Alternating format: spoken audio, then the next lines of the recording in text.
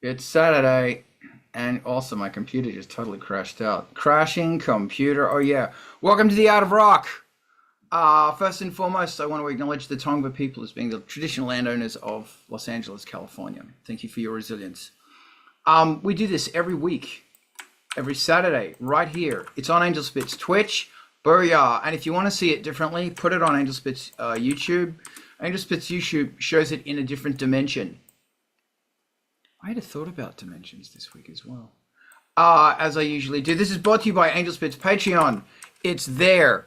Go join or don't join. A whole bunch of stuff's free.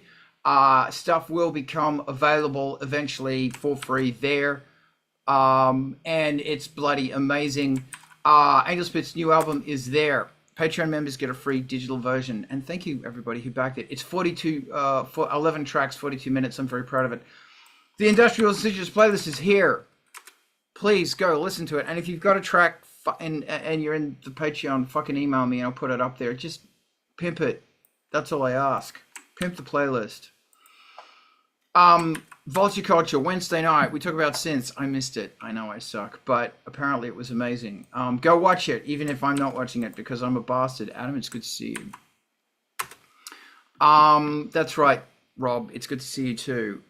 And non-stop music from the Bleeding Edge. We're going to be rating there after this. It's amazing. That's MTV TV. And if you've got something, and as you can tell, I am not on my A game today. Email them and they will play your music. They also have a Patreon because we've got to keep them going. It's there. If you're concerned about the United States and you want to do something about it, indivisible, join it. It's your right. If you want a social media thing that doesn't have algorithm or bullshit, darkmusic.net, there it is. And if you're concerned about your media usage, MediaAddictsAnonymous.org. It's not funny, kids. It's real. Razi, you are a legend for co-hosting this. I am very, very grateful. Good Thank to see you. you today. You're welcome. Thank you for having the show. You're a ledge. In the rock, we have Mr. Brett from Demon Hate. Go listen to Brett there. We have Ivan from the Ivanator Roseland Project. And we also have in Germany land, Alex. Hey, Alistair. And as I've been saying this, I think the temperature. Did I leave anyone out? 1, 2, 3. As I've been saying this, and go listen to some of Adam's music as well. There you go, boom. The temperature has gone up in this fucking apartment in fucking 10 degrees in the last 2 minutes. God damn it. Anyway, welcome to the Art of Rock. So, where do you want to start with changing your sound? Because we were kicking around ideas before. Okay. Changing your sound. I won't explain why I'm talking about this, but or is it injecting something new into your sound? By the way, we were talking about getting physical things last week to make you happy. That's a rock. If I put it on my face, you can see the rock. Look at that. It's a rock. I went for a walk and I got this rock, and the rock sits there, and the rock goes. I fucking finished that damn track. Changing your sound. So this is I just want to get your thoughts on this. Like if you get to a point in your music career, you might have 2 or 3 albums or something under your belt, and you might go, I don't like the sound. You might have 2 or 3 singles under your belt, and you want to think about, how can I push this sound? How can I change my actual musicality of what I'm doing? How do you do it? Thoughts? Let's go. Brett. So one thought is, one of the other topics that we loosely discussed before we hopped on live, and that's use things that take you out of your element. Beat generators, things that different beats and from different styles of music that aren't necessarily your comfort zone.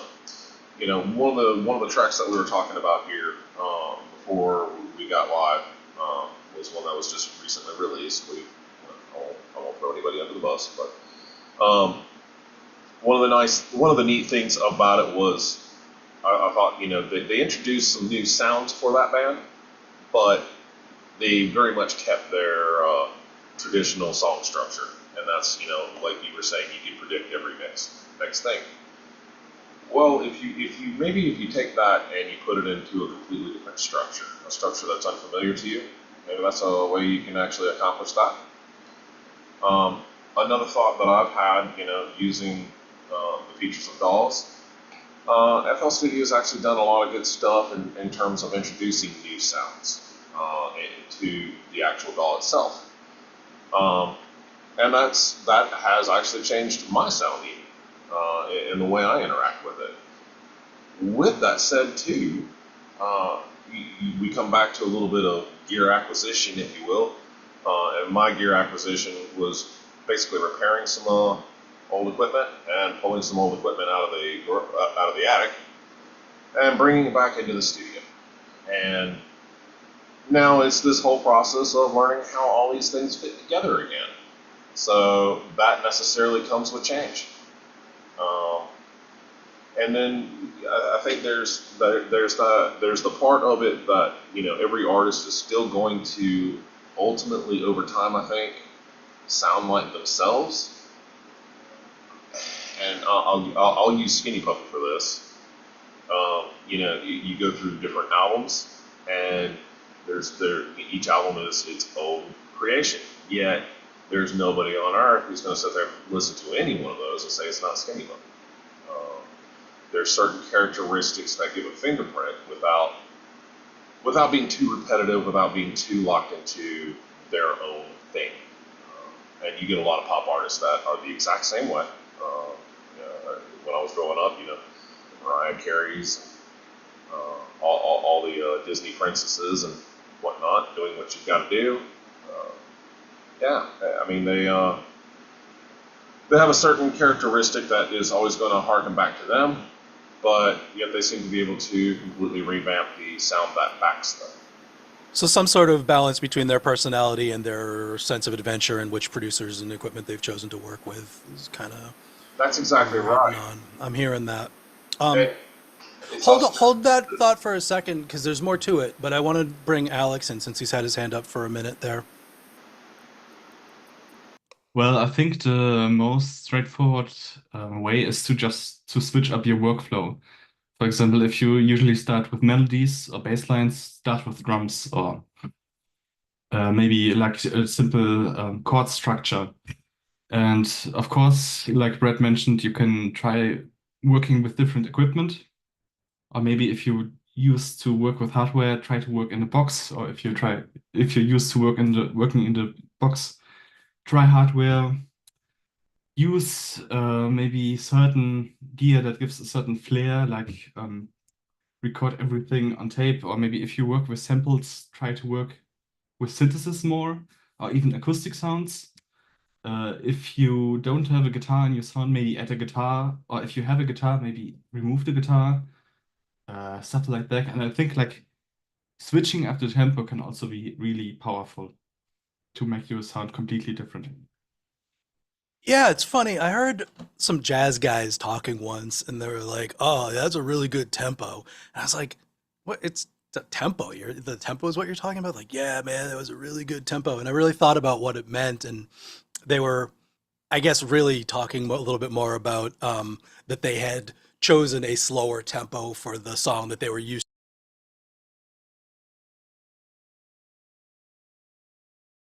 to. Razi, I think your cat muted you. Thanks, JoJo. And thanks for letting me know. There's no real big warning when she does that. She just sort of subtly steps on the F14 or whatever it is, the space bar. She's your editor. Yeah, it's retribution for not giving her part of my sandwich earlier before the show. That's one way to change your sound. Introduce a cat or a bandmate. There was a guy in the scene that said, I don't know if this is exactly sticking to the topic, but when the cat starts purring, it's done. which is pretty similar to, you know, I mean, you got a studio cat, that's the presumption, and the cat is there listening to you doing the work. Alex, before we go back to you, I want to let Brett chime back in if you had any more thoughts about the personality versus cat editor. No, really, it's real simple. One of the other things I thought of there is, collaborations, work with other people. That's gonna change fundamentally how you write music, because now you have to engage with another human, and please, that introduces every problem all over again. Indeed, sure does. Before we go back to you, Alex, Ivan, you look like you have ideas. You don't have any signal that you're trying to say something, but I see it in your face. Thoughts. Changing your workflow is kind of a big deal, because Yeah. going to change your results. Also, we know them. There's a bunch of artists out there that they work their main project and then they have a n number of side project other things that they're doing that it still sounds like them, but it does sound different. And then also, really kind of messing with one's workflow, is kind of, you can do that intentionally or unintentionally. That's maybe not a big deal. But you say messing with, but what's the thing that you might have done or that you've felt with your own work, if there is anything? One of the things that I would really like to eventually try with the band is like Skinny Puppy and Kevin Key in particular,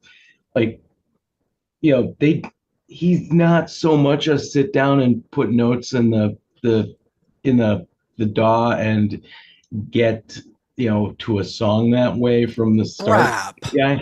Yeah. They essentially just get stoned out of their gourds and then jam until gold is found. Yeah. And that is I'm right on the edge of just being freaked out by the idea of doing it that way, because that is just, there's so much chaos involved.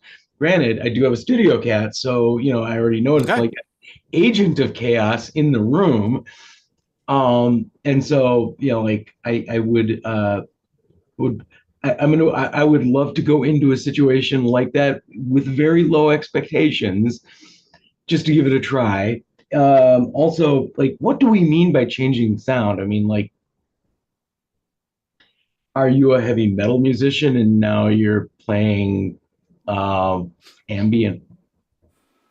Yeah, I think that's an excellent point that I wanted to try to formulate something to say about for my own work, but I haven't gotten there yet.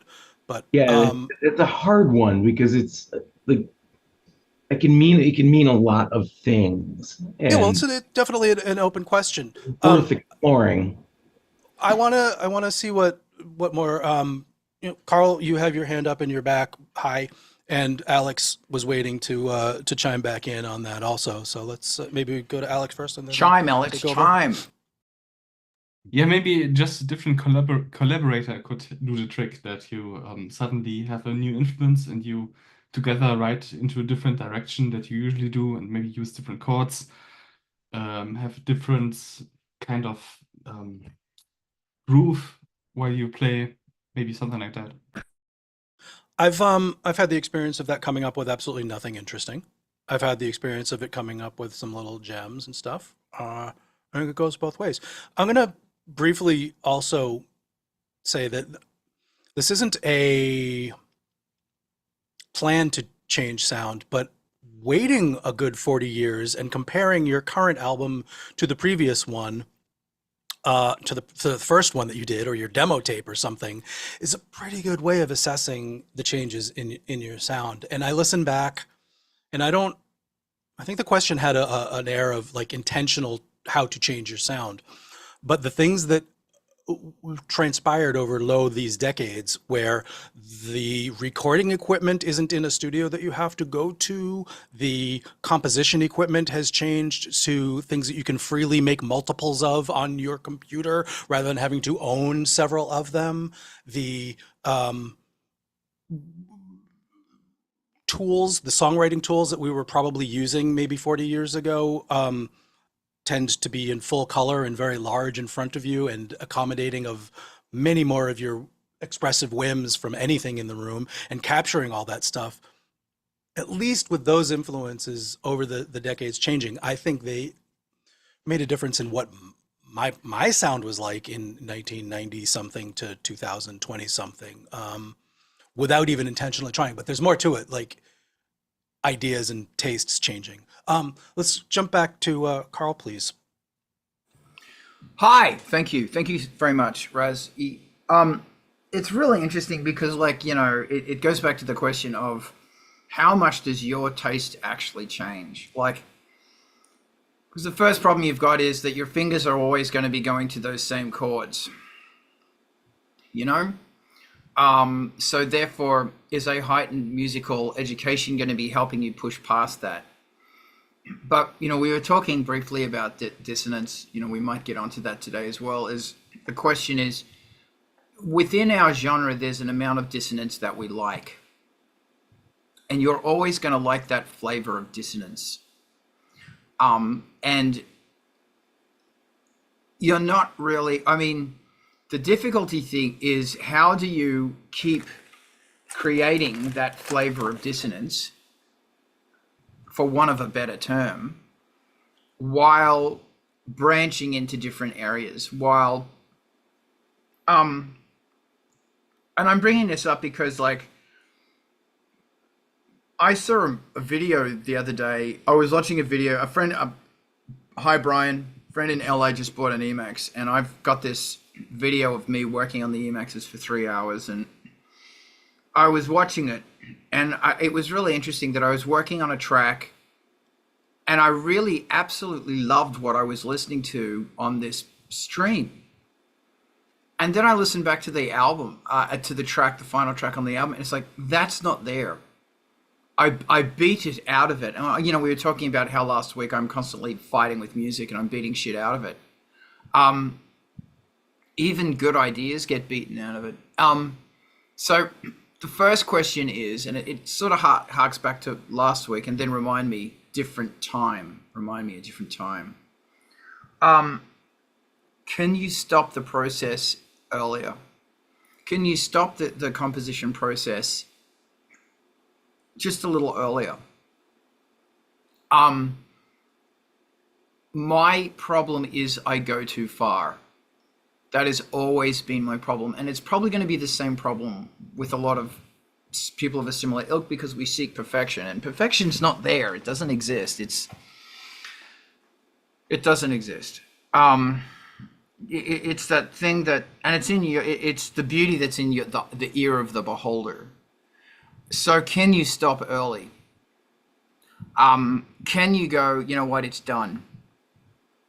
Can you do that? And actually, there was a 9 Inch Nails album who was produced by the guy from Failure, where it was about not seeking perfection, and it was about stopping. And it's really raw, and I don't even remember what the album was. It was like early 2000s, and it had, was it? I can't remember. But anyway, so how can you stop? The other thing is that I'm finding that I'm doing at the moment is, if I write music at a different time, as I love to fucking tell everybody, I get up 2 hours earlier. I get up at 5 and I write music. I'm actually trying to get out of that habit, and I'm trying to write music at night. Because when I write music at night, it's completely different. Like, it's still got the same flavor of dissonance in it. It's still got the same, but it's just how your voice is better at night. And I'm not saying it's better to write music at night. I am definitely not saying that. What I'm saying is that there's a different area of my brain that is functioning at night to the morning. In the morning, I am the problem-solving emperor. And I am just fixing shit. Whereas at night I'm breaking shit. So, and normally I come up with ideas at night, but I put them together in the morning. What happens if I flip that around? And I can't go late, like just because of my nature, but my brain thinks differently. So one idea might be, and you've got to be disciplined in the times you make music. You absolutely must. But one of the concepts is change, if you can, change that time if workload and everything persists. Ivan, is your hand still up? Or I'm going to throw this back to Al. No, okay. The thinking about, like solidifying music writing time is a valuable thought. It's like, since I recovered from COVID, I have not gotten back to my usual time of day for writing, and maybe that's one of the things that's been slowing me down. But we're talking about changing our sound, and I had thoughts about that, and now they're completely escaping me. I'm still half awake. Okay, well, I'm going to come back I to gotta you. drink more coffee out of the skull. All right, drink coffee from the skull, and then while you're doing that, I want to hear Alex's brain. Have you ever done one of these challenges, like finish a song within 4 hours, given that the lyrics already stand? I have not, but that is a great idea. Because that really helped me. I'm still a bit guilty of just keeping having things going too long, but I think it really made me better at making quick decisions. Yeah. Can I go on a rant? Just because I'm a bastard and that's what I do. So I was having a whinge last week, and I really thank everybody. Some great ideas came up. And Kerry, by the way, we're sending you and Steve love. We hope that everything's okay. Steve's at the vet today, and I hope everything's okay. Okay, so I was having a whinge last week, and it was a good whinge, and I thank you for receiving the whinge. And funnily, I ended up, this song I've been fucking slamming, beating the shit out of. I beat that motherfucker, and I beat it at night. I didn't beat it in the morning, I got it at night. And you know what? The fucking neurological, the dopamine reward my brain gave me was quite fucking good. So it was there, but even nevertheless, I went and got a rock. And if you missed it, we were talking about how it comes to a point when your brain stops rewarding you with dopamine when you finish a song. But nicely, I got rewarded. Doesn't always happen with me. Anyway, something that came up where the people were talking about, it's become a job. Music's become a job and it's not fun anymore. And I think this is a really important thing because it's not just about music, it's about the process of creative problem solving. Making music is like therapy. It's not fucking fun. And you're working towards an outcome and you never know when the outcome's there. And that's what we're talking about right now. Because quite often you can overshoot the outcome, you can overshoot the goal, or you can undershoot the goal. And that comes into taste. Excuse me. There is a large portion of music, I'm going to say 99% of the creative process of music, you got to treat it like it's a job. You fucking do. Because it's about process, it is about problem solving, it is about, it's like growing a plant where you got to water it and you got to replant it and you got to do all this, you got to move it around every now and then. The stuff you have to do, which wasn't, oh yay, I'm writing music. It's not like that. It's not fun. It's shitty. Like, come on, during the songwriting process, how much time do you spend banging your head against the wall going, this fucker isn't working? And if you don't, congratulations, you're one of the few enlightened human beings. And you can sit on your fucking mountain and tell everybody with your long flowing beard and your glasses and no shoes about how you just have to focus on your fucking sound. Good for you. But the rest of us have to toil. And you gotta fucking toil. Toiling ain't fun. You've gotta fucking push through this shit. Like, can you honestly, yeah. If you've ever watched David Lynch behind the photo, he's a fucking grumpy cunt. Because he's like pushing so hard to try and communicate to the actors and everybody how he's got this crazy idea in his head. And he doesn't know what it is, but he'll know when he sees it. It's the same thing. You're going to know when you hear it. And the way you fucking get that is, look, I'm sorry. This is an unpopular point of view. You have to treat it like it's a fucking job. Treat it like it's your part-time job. And people who don't, they're always complaining about, I don't get any music. I was talking to somebody the other night. Actually, it was Melody from Melody Zenith. And we went to fucking Bordner's on a Wednesday night. I actually dragged myself out. And it was cute because she's got a cat named Hal, and she bought fur and a toy of Hal, and I bought fur from Frank and a toy from Frank, and we swapped them because we're figuring out maybe they can hang out because they're roughly the same age and size.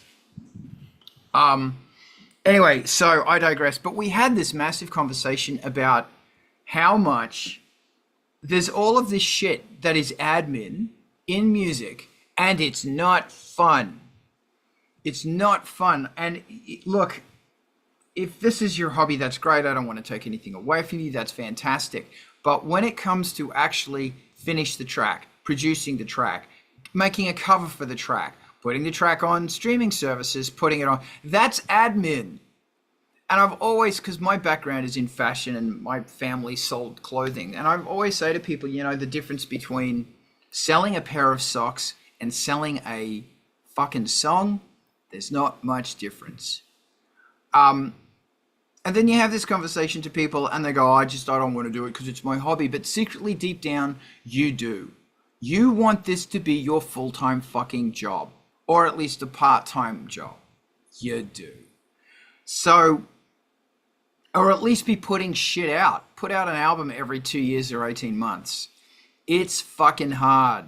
That rant make no sense at all. And if you want, you can sideswipe it. We can talk about something else. Does anybody else want to jump in at this point and fucking... I thought it made sense, but Oh, the thanks. slight distinction might be that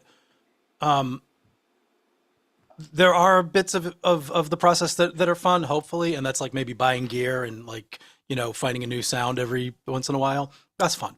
But engaging, can we at least give a little bit of space to appreciate? Because there's a distinction between the shit work that I just can't bring myself to do and is always going to be difficult. And that's mostly not music stuff. And mostly not even like music equipment maintenance stuff. It's mostly the admin and the selling of things that becomes tedium in the like 90% of the task is going to be tedious.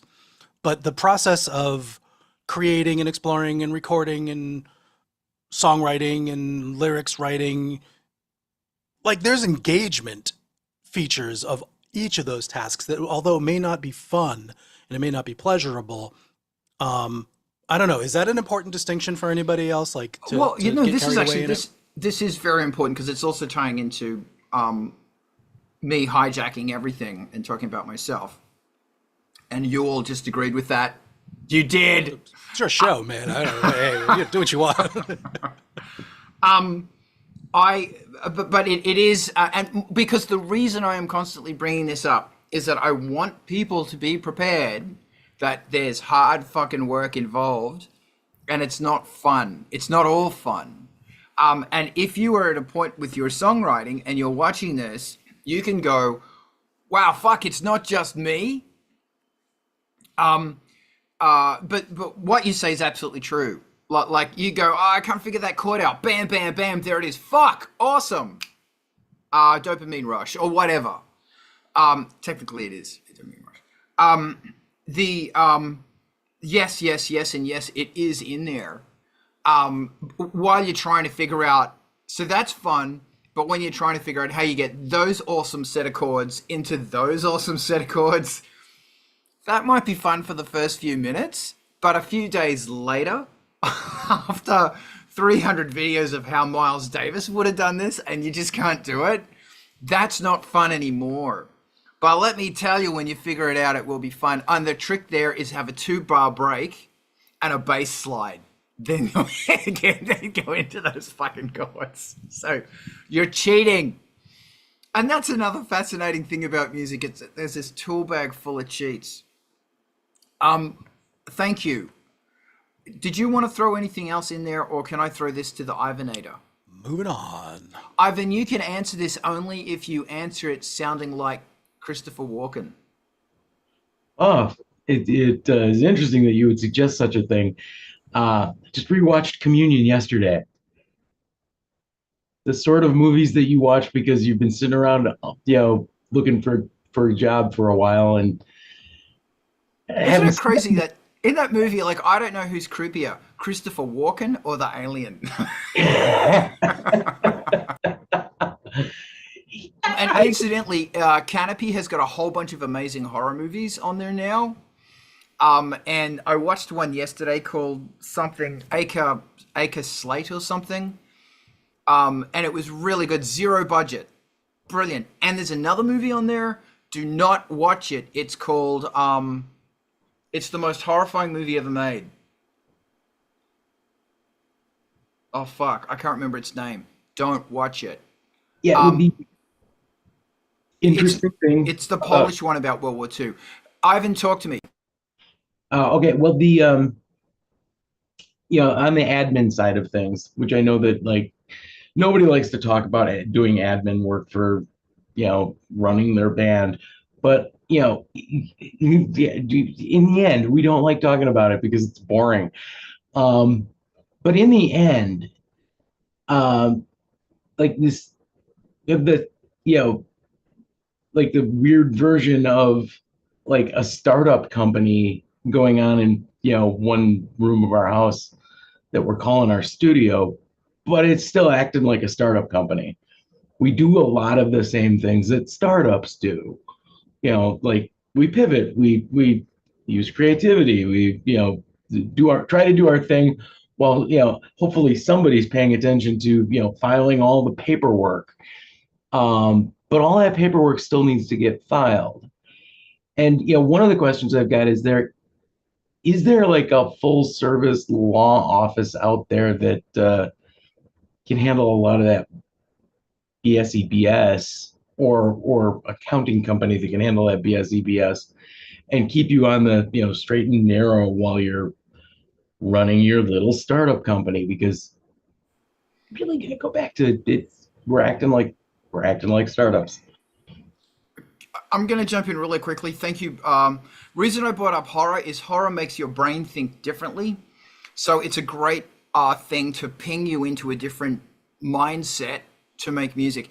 The answer to your, just before I throw it to Brett, the answer to your question, Ivan, is yes, it's called the Arts Law thing. I think it's nationwide. Volunteer Lawyers for the Arts is the one that comes to mind for me, VLA, and there's also a core of retired business people that can be mentors and stuff for business stuff, which I didn't do before, but super handy. You pay an amount like per year, and then they will either do some things for free or other things they will do at a reduced rate. And the movie I was trying to talk about was Don't Look Now. Is it called Don't Look? I don't know. Keep going. Keep going. Keep going.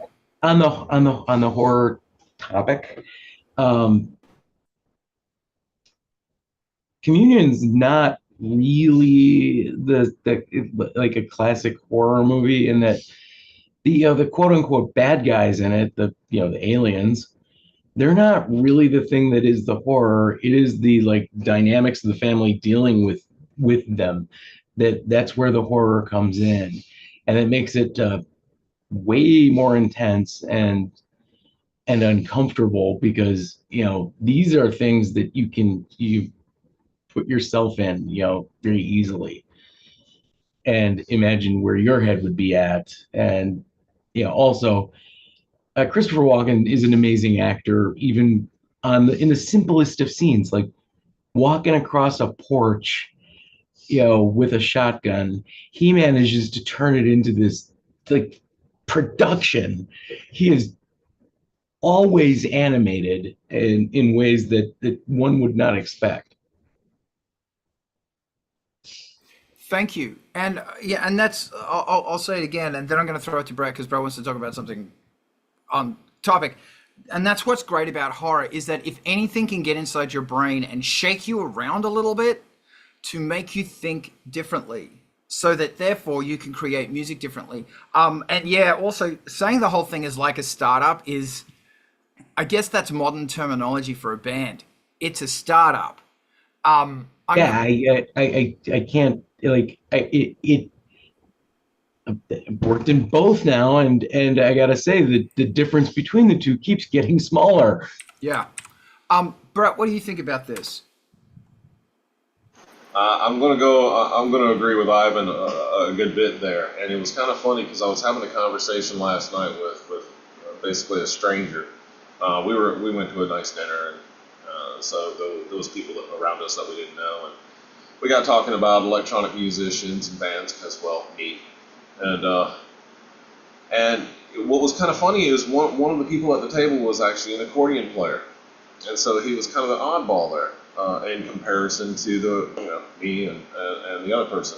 Mind you, this is from my perspective, so take it with a grain of salt. What was funny about that, is when you're dealing with somebody who's used to playing, a hand-played acoustic instrument versus an electronic instrument, DAWs, and all those other things, the perspective is one of practice and work and discipline, and all those things go into what we're talking about here. You talk about the fun, the admin, all those things, the discovery. Well, for us, a lot of that play is outside of the song or whatever that we're working on. It's the instrument, it's the sounds that we're able to get from them. It's that creative, hey, look, I think I can do this with this weird ass noise or sample or any of that.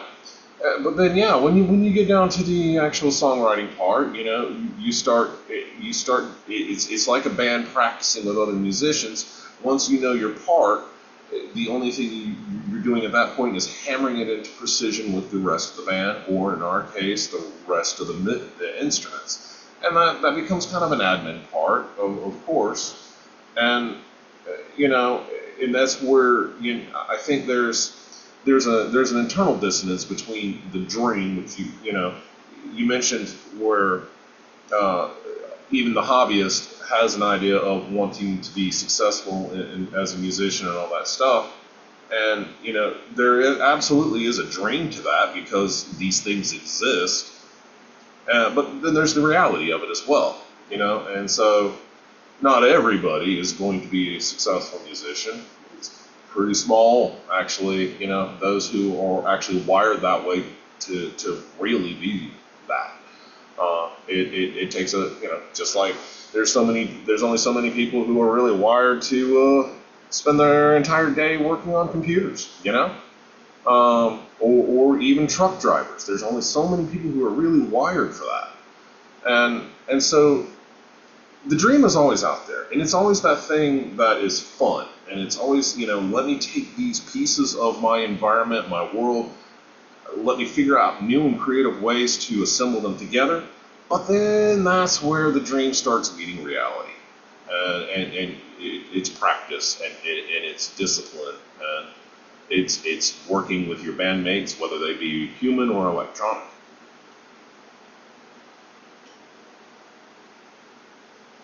Thank you very much. Razi, I see your hand. The concept of overcoming the disappointment, that is so, thank you very much for that.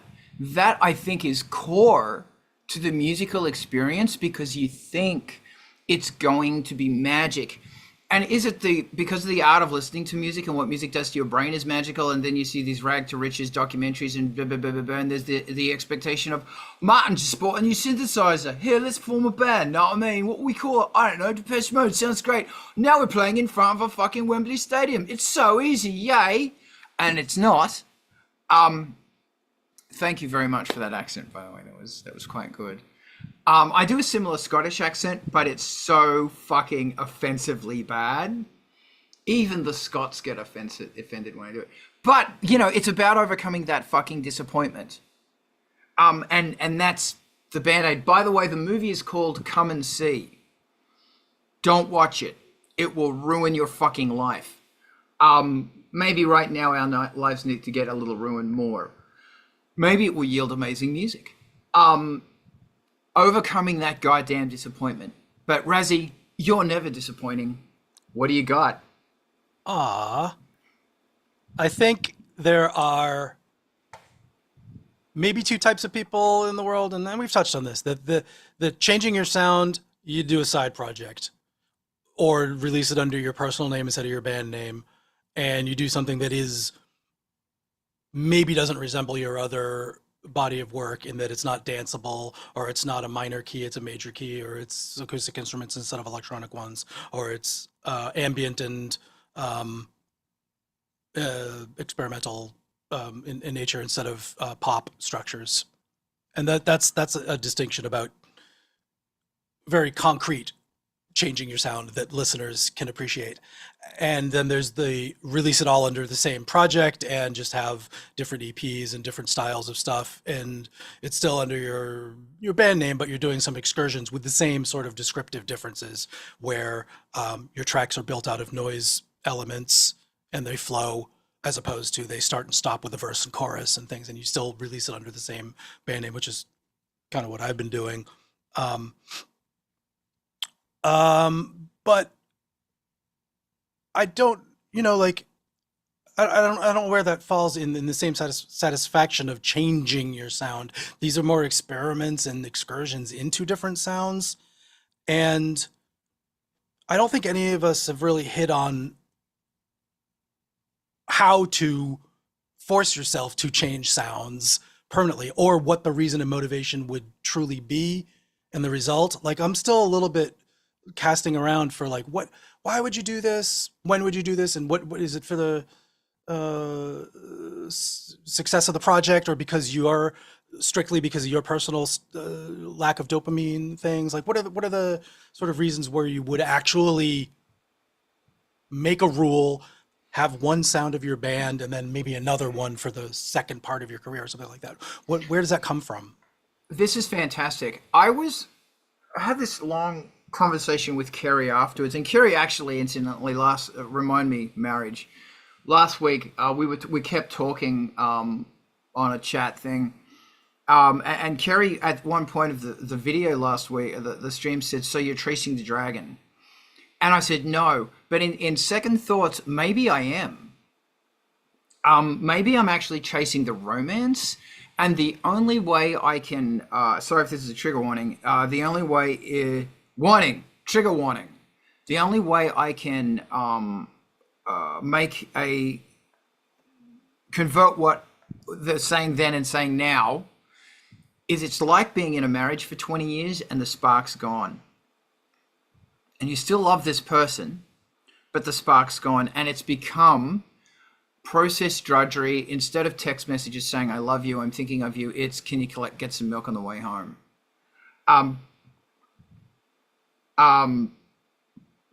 You know what I mean? Although the "Can you get some milk on the way home" texts usually happen very early in the relationship. But so, and it's this similar thing with music, is that how do you spice it up, I guess, is what I'm saying. Looking for, very respectfully here. How do you spice it up? Because of course you get sick of yourself after living yourself with all these years. So how do you spice that up? How do you, it's so weird, because you don't, Um,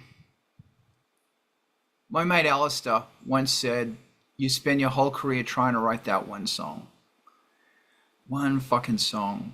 And the crazy thing about it is that once you write that song, because your head's so far up your ass, you don't know that you've written the song. Then you want to go off and write the next song. So yeah, I'm just going to shut up prattling around. Brett, what do you think?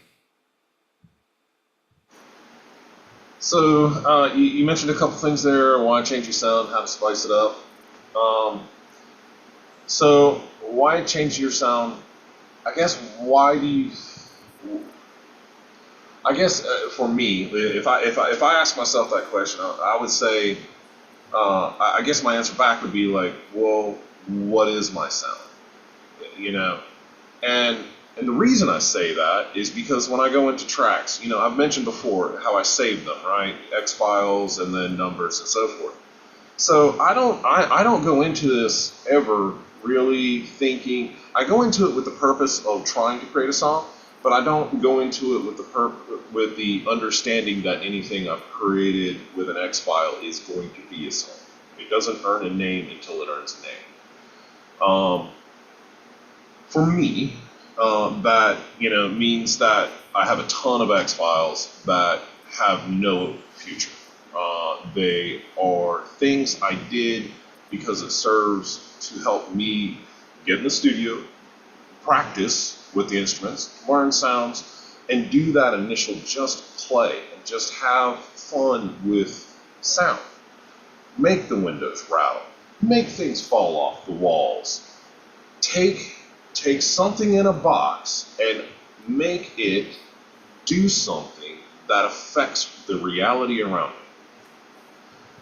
And that's hugely fun. And for me, it can end there. You know, it doesn't have to be any more successful than that. If I hear the snares on the snare drum back here start going shh, well, I know I found its frequency and I can tickle you from over here. If I sit there and I kick up a bass that, maybe my roommate is like, all right, I came in, I was grabbing a beer, and I don't know what you were doing, but that shit sounded cool. Well, cool. Then I managed to accomplish that same thing now with a human over there. And this still doesn't have to be a finished work. And it's kind of like, in my opinion, it's kind of like how ambient music is performed. The audience doesn't have a great way of going verse, chorus, verse, chorus, verse, chorus. So they're along for the ride, and they're along for how the musician, the composer, or whatever is able to reach out and through their tools and physically affect something in another being or something upon them. That's also kind of goes to how you spice it up. You add those things that start engaging more physical things around you.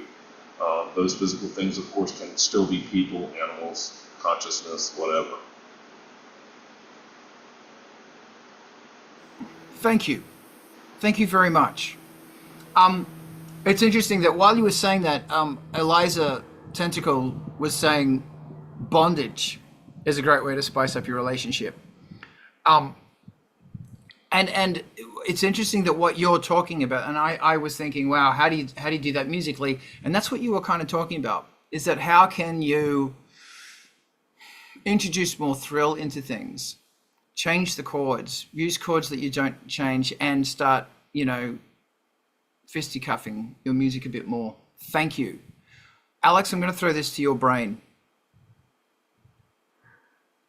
Well, the thing many people say is to just start writing on a different instrument. Like if you're used to writing on keyboard, start writing on guitar, on electric bass, maybe on violin, something like that, on xylophone, an Great. instrument.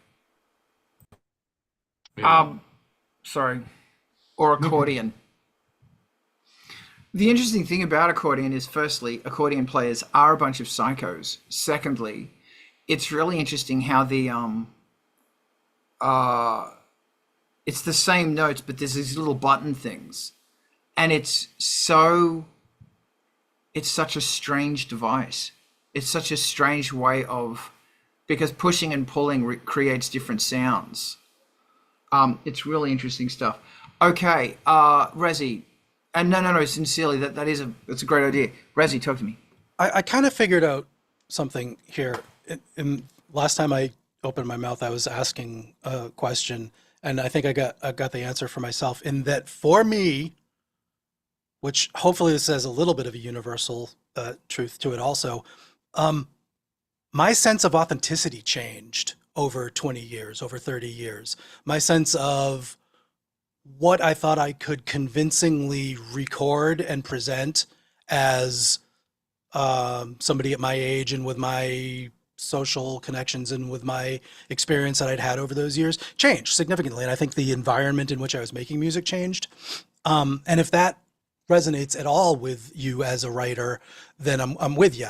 I was very comfortable trying to make the next, four on the floor with 16th note sequenced bass line and top line melody for years and years and years, and it was great. And at some point, my sense of exploration, I don't feel as though I exhausted that or mastered it or came to a logical conclusion of it at all. But over the years, and maybe an absence of integrating with that scene and those artists making that stuff, I sort of just naturally reverted back to some of the more guitar and here's a way to modulate key between the bridge and, last chorus kind of techniques. And it really, for me, in this case, resulted in an album which sounded more like post-punk than industrial, for sure, in my estimation. And I think that's probably a fact. But it was a change of sound. And I didn't intend necessarily to, but on a very intrinsic operational level in the day-to-day, I'm making some music. The things went from starting them as going to jangly, 4 tracks of 12-string guitar. And that was just an organic shift. I don't think there was any intentionality in it other than seeking an inward truth or some shit like that, man. I don't know. It was a personal thing. No, thank you. That really sums it up nicely. That that sums it up nicely. So thank you. Does anybody else want to continue this conversation, or this kind of dovetails into organizing projects first draft to finished, which we brought up before. Thank you, Ivan. Wisconsin, I think the national instrument in Wisconsin is the accordion. Do you want to talk about organizing projects? And we're going to attempt to have this as an exciting conversation, because this can turn into computer shit, which is drudgery. How do you talk about organizing projects? And organizing projects is definitely drudgery. And computer science and library science kind of applies here as well. Saying as organization is probably the key word there. I keep a folder with all of the subfolders under that are related to different aspects of what is happening to songs. So we'll have a song. We'll have a folder of just demos. And that's where the trash goes. That's where the the hopeful little kittens that want to become real songs. That's where those go. That's not trash. That's gold. You're panning for gold there. There's a distinction, my friend. Sometimes the only thing you're finding is rocks, though.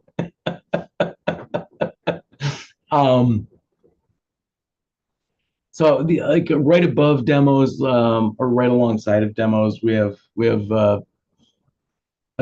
completed songs that don't really have a place, or working on songs that don't really have a place yet.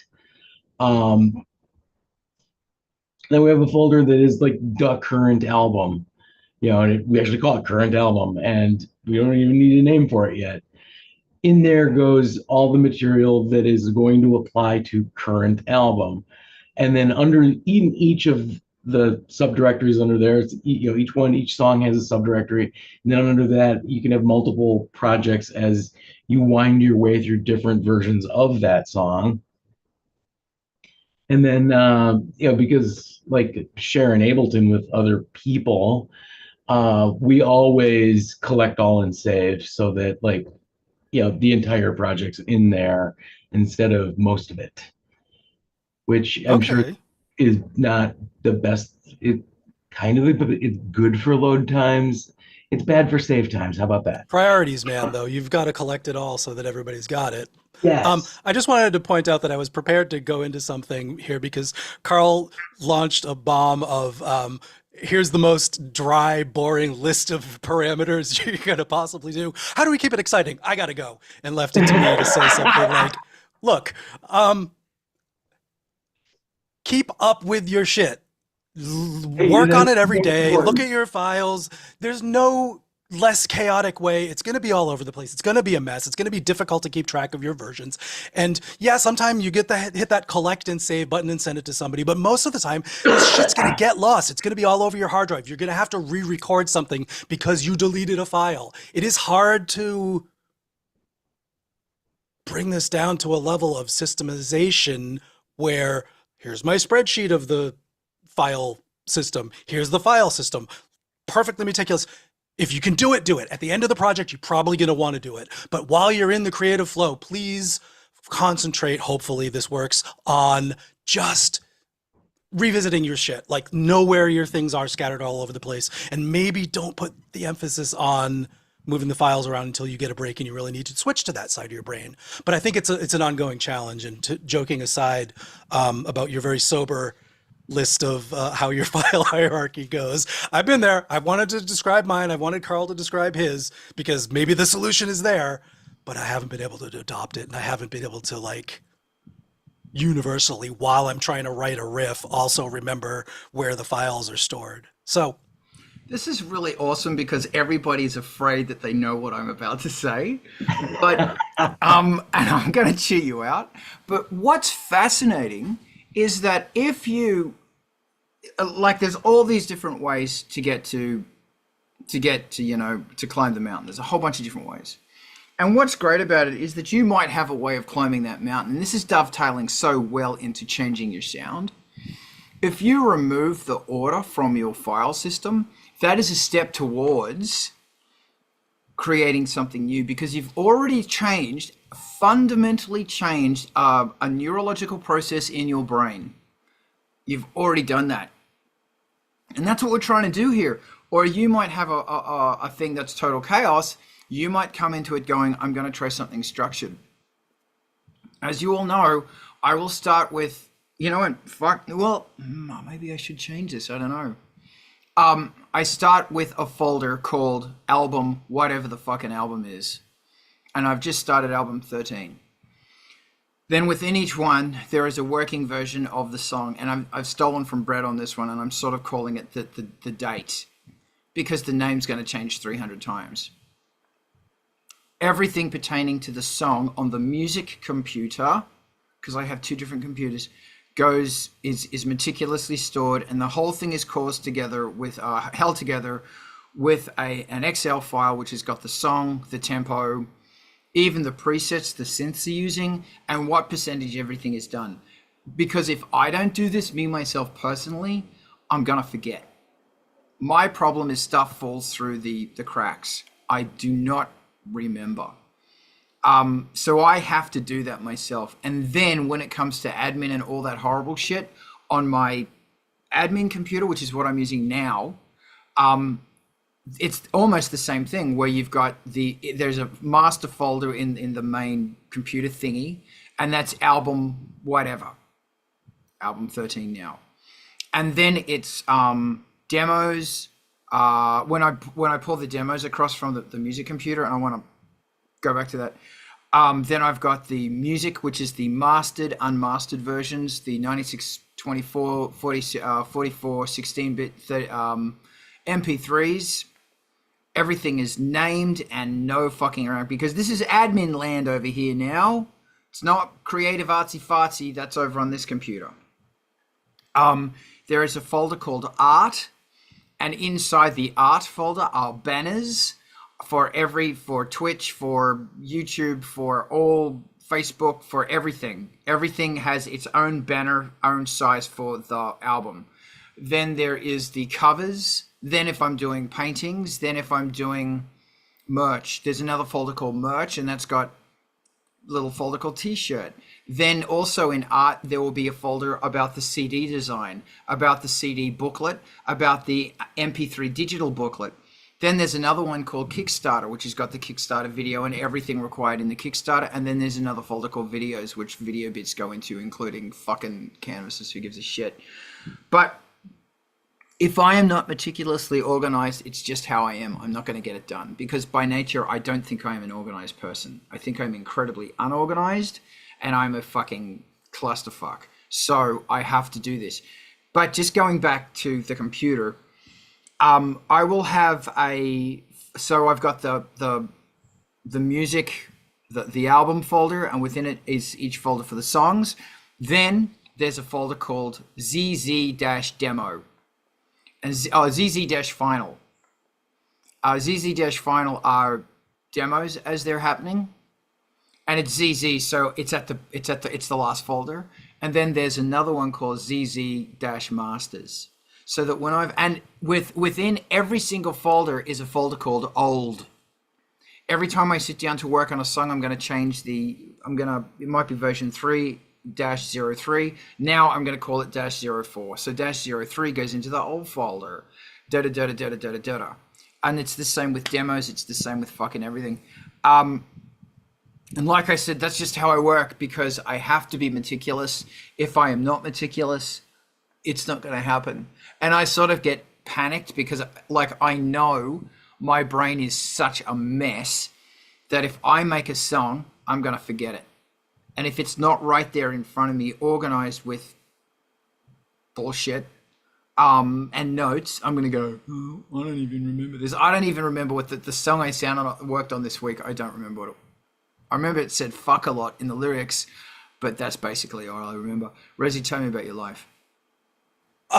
So I like the contrast here. I'm somewhat joking when I say just don't sort it and get on with your life. Obviously, that's not a solution to keeping track of your legacy.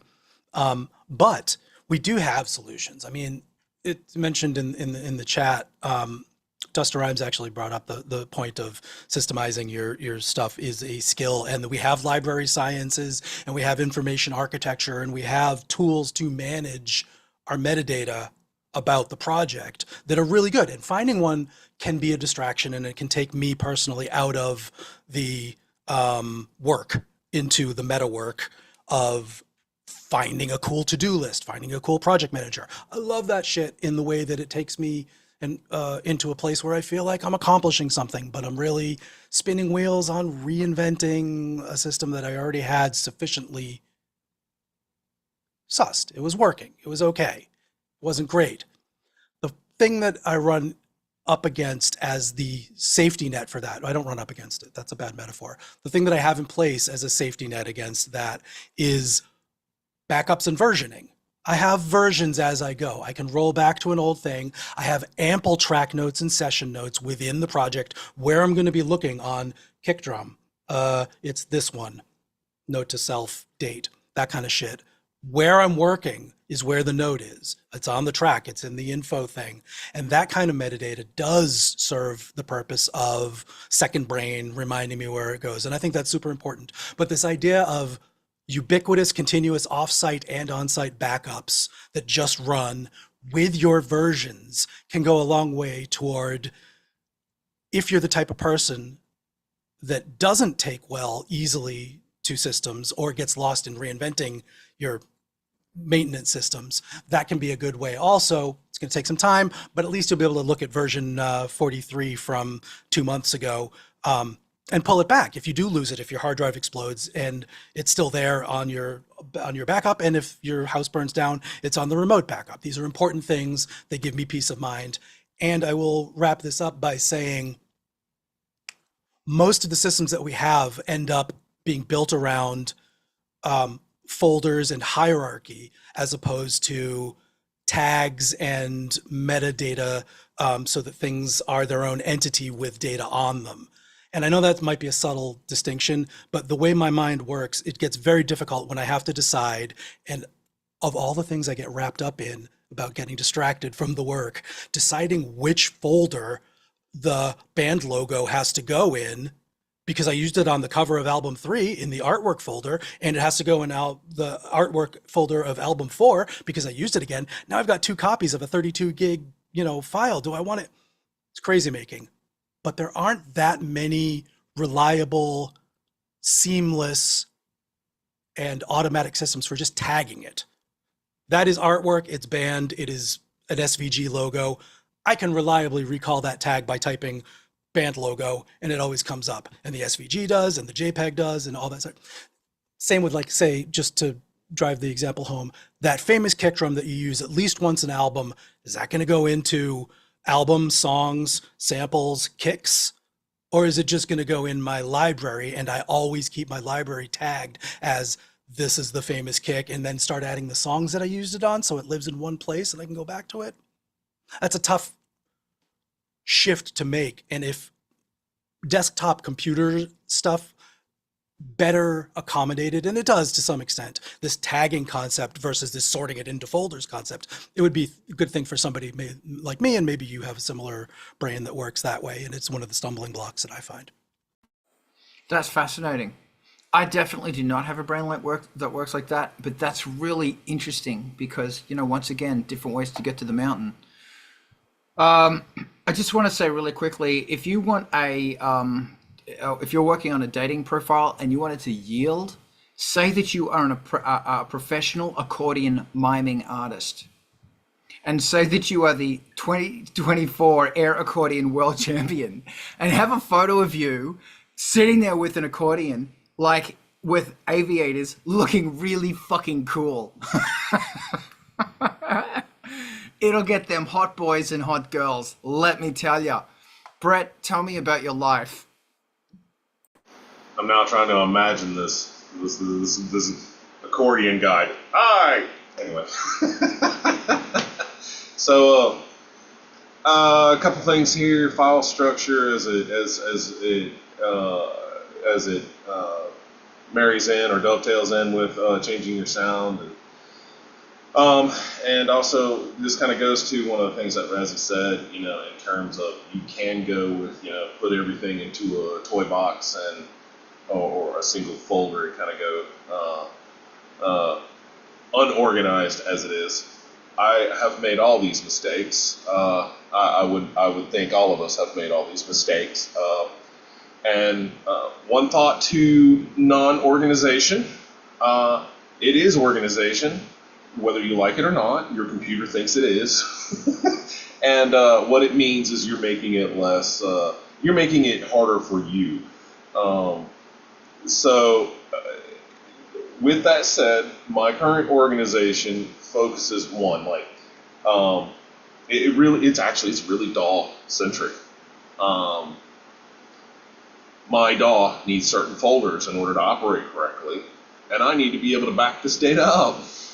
So my structure is, okay, first of all of this my hierarchy, if you will, all of this needs to belong into a folder that says, these are all the musical projects I'm working on and everything associated with it. The main folder under that would be songs. Almost everything else in there is some supplemental folder to assist the DAW in the process of creating songs, right? So there's a folder called samples, and this is where I'm going to dovetail gear acquisition syndrome. Of course, over the years, I've collected a few instruments, and I'm not going to sit there and say I'm not guilty of gear acquisition syndrome. But what I'm even worse at, or what I'm even more obsessed with, is sounds. My sample library. I have never heard every sound that is in it. And it started as this idea that I would collect these things for that date out there, that that the dream that I mentioned, of I'm going to go through these one day and I'm going to find a gem. And the reality of that is that I get in the studio and there's typically something in my brain that wants to come out. So I'm already coming into the studio with a bias of some kind that I'm going to then impart on these instruments. So how often does that really meet that sample library? Maybe a salt to whatever I'm doing. I'm not going to say it's never, but chances are really good that if I'm pulling from that sample library, that you're not going to hear that sound as I put it on the drive. So does it really matter? I don't know. It does do something for me in terms of the human operating, the machinery and saying, okay, well, cool, there's a comfort factor that, but that's where it also becomes, my note here for it was that it's kind of like a organization serves as a highway, if you will. It helps you streamline these things because you've created enough structure around it to just go down a path. The problem with that, as we're identifying here, is if you want to change your sound, you got to take a different path.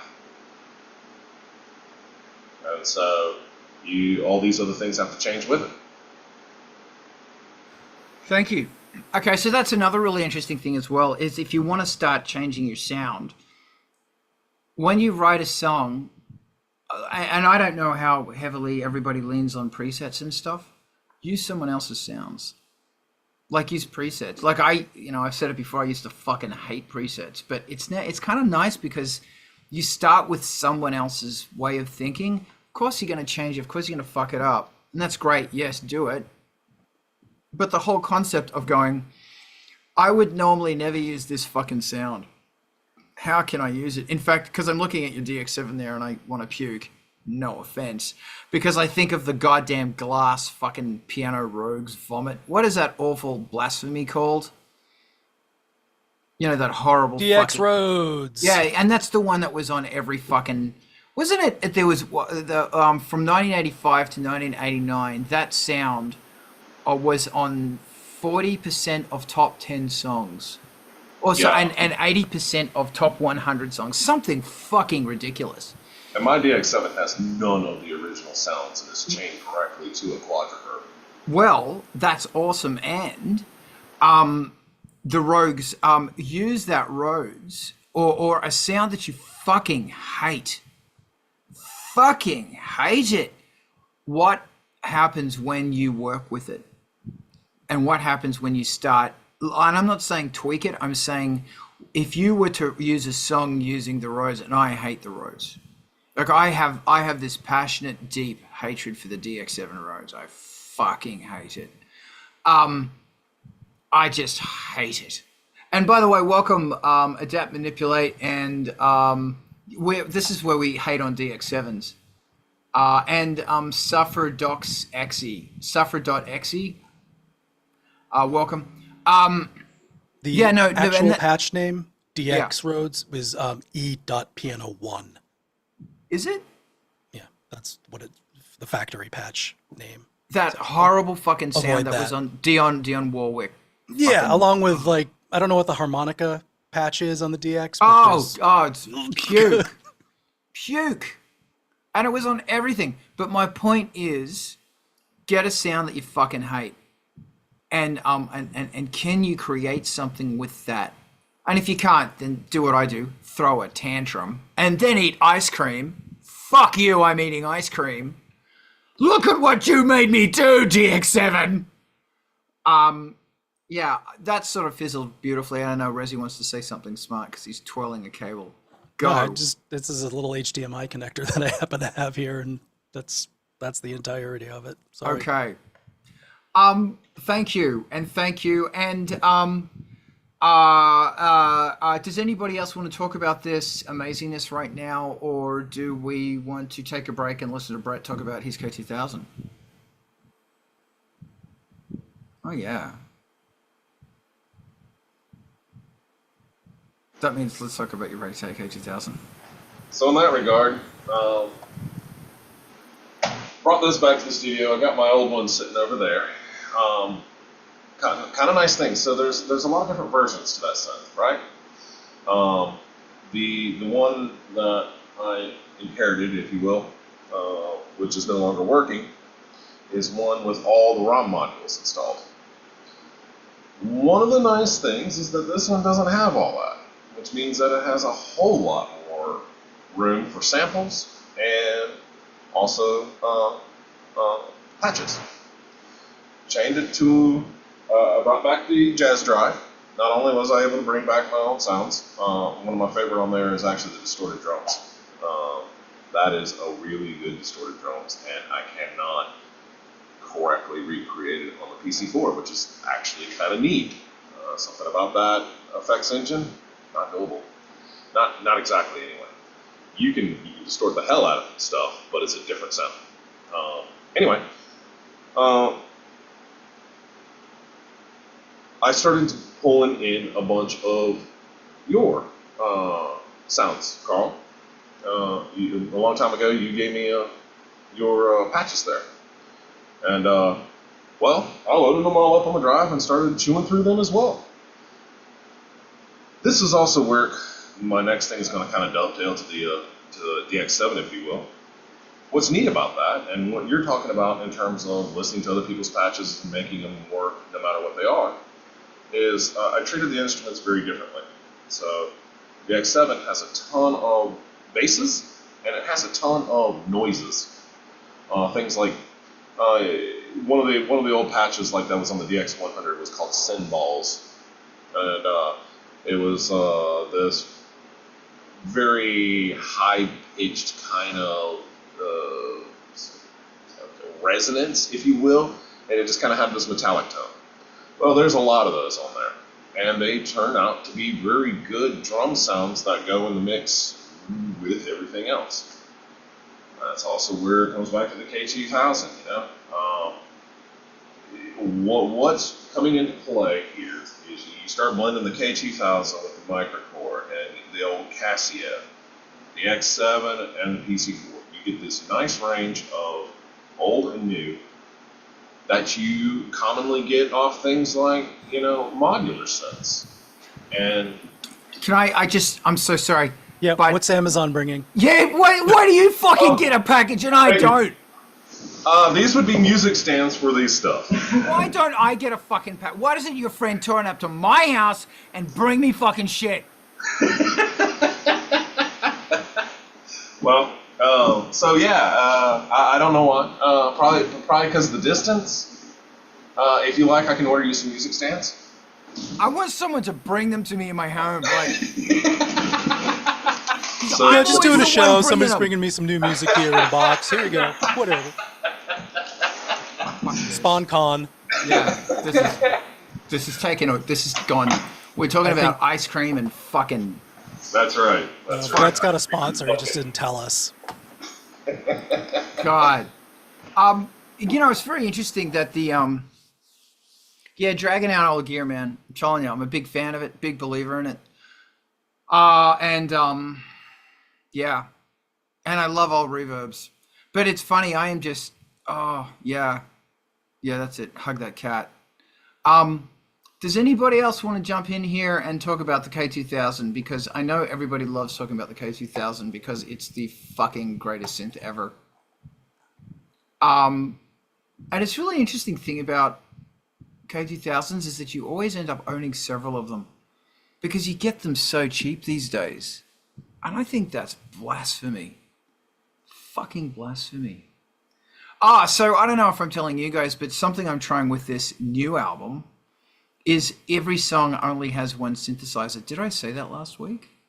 I didn't. Okay, so yeah, each song, because normally it's a whole bunch of shit going on.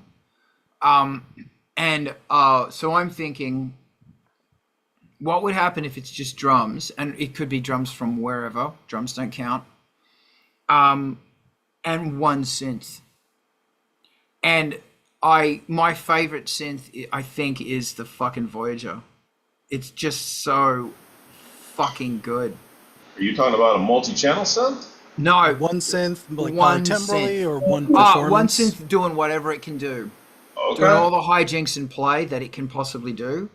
And the thing about the Voyager is and I'm not like layering it up, it's one, it is a monophonic synth, so the song is drums and bass. Maybe I'll throw vocoder on later. And it's really interesting because if that's all that's happening, the Voyager now has this opportunity to go as wild as it wants, and the Voyager can go wild. But the thing about it is that Mad Voyage is always kind of like lost and confused in amongst all that other stuff. So that's a fun thing to do. And then you might say, I don't want to go crazy Voyager. I just want to have Voyager just fucking chunking away. Yeah, Alex, talk to me. Well, since the Voyager has 3 oscillators, you could, in theory, play chords just by tuning them. Yes, you could do that. You could. Because a fun thing about it is you can also be detuning the oscillators via MIDI. And it is something I love doing, is that you get one of the oscillators and throw it out by a fifth in the chorus. So it starts doing, or it might play a fifth in certain areas, or in the verses, you turn sync on and it becomes this crazy fucking thing, and then in the choruses you turn sync off, or vice versa. There's just, and it's a really great way as well of fucking with stuff. And although I love the K2000 and I go on forever, and they're talking about K2000s now, is that in the chat, is that as soon as I turn it on, I'm going to, I just lock straight back into old school Angelspit sound. And that's could be a good thing, but I've still got the sounds from fucking Nurse Grenade and Crunkhouse on the K2000. And it's like, as soon as I turn them on, it's like, oh shit. Because you just want to, and the objective is to get away from that stuff and to keep pushing. Keep pushing. But god damn the K2000. As Renham says, god damn my electric pants. Does anybody else want to jump in here? Because beat generators is also on the menu for things to talk about today. Beat generators. I don't feel the same passion about it as I felt at the beginning of the discussion, but might I jump in with where we were coming from? Yes. Dispassionately. Yeah. Brett was mentioning some new features of his DAW, and I remembered a couple of weeks ago I was looking through, like, as a songwriter kind of tool, being able to fire up your recorder, hit play this beat, and we used to have cheap keyboards with Foxtrot, Waltz number 1, 16-beat, swing, disco, and rock 1 and 2. And that was just what you get, tink, tink, tink, and that was a fun little, okay, now I've got accompaniment. But the drummer styles in, say, Logic, which started out as like silhouette of a mustache guy and a spiky-haired dude and a laid-back, groove lady, and like you'd get that character of those drummers. I think that was the first sort of auto-generated instrument that they released, and they've since done piano and bass, and these are really fantastic ways of getting a groove going and doing something. If you don't have any friends and you don't have a jam session set up, that's fine. Different ways that the different DAWs have approached giving you those tools are interesting. I don't know if they're informative to any end of discussion, but I was noticing that the times that I've tried to use those, Ableton Live does it as the concept of either MIDI clips, which don't have a mustache drawn on them to know what they are going to give you, and they're not wearing bell bottoms, and also some generative tools to just do aleatoric. This is gonna be kick drums and this one's gonna be hi-hats, and that's the pattern it makes, and then you can change them. And I like haven't clicked with that as a quick way to get a beat playing. Whereas the Logic version of it, which is get the drummer with the bell bottoms, and he's got a kit from 1962. Evocative says something, and usually they end up falling in pretty close with what you'd expect from them. They're well described, and I think that's a hard thing to do. It's an interesting tool to have, and I did the experiment up to I added an auto-generated bassist and pianist and drummer, and just messed around with what the complexity and style faders did, and it was pretty fun. And there was no point at which I ended up with something that, okay, hey, there's the thing I'm going to use. But I did have a pretty full, in a key, at a tempo, with a groove backing track to start with. And then you can then either be really specific about changing, if the bass is just doing octave or it's doing root, third, fifth, or things like that, to get meticulous about changing it up. It worked for me. I found it engaging, whereas I would have figured the Ableton method of now there's at least the awareness of a song-wide key to be in, and certainly a tempo and groove pool, that hasn't stuck as much. So I don't know, just talking about it, thinking about different ways through history that we've had these built-in beats and what we do with them and how we manipulate them, and where they start out being tools for inspiration or tools for getting started, or maybe some people just write entire songs that way. I don't know. It's interesting. It's a thing. That is interesting. Thank you, Alex. What is your brain telling your body about this? I personally prefer pre-recorded drum loops, or just punching in the triggers myself. But I remembered there was some VST that had similar functionality to Logic, and according to a quick search, it appears to be Easy Drummer 3. I don't know if it's true, it's just me Googling within 1 minute. But I remember there was something like that. That's fascinating, because this is definitely not what I do. But once again, it's the sort of thing where I could really get inspired by this sort of thing, and it might inspire, hey man, if that drum beat's different, it means the bass is going to be different. So, this could be a fun thing. Brett, what do you think about this fun thing? Yeah, the thing I was telling Raziel about, right as we were coming on, FL Studio introduced this, they call them starters. And they've been a lot of dang fun. I haven't fully brought one to a song yet, but you're talking about being able to just fire something up that you can jam to, and that does the thing, at least for me, of getting that creative engine working, getting those mechanisms, break off a little bit of rust and start the machinery, and. Well, I mean, I figure if there's something about that is allowing me to be inspired or whatever, then, if you're using something like that to get the ball rolling, why not?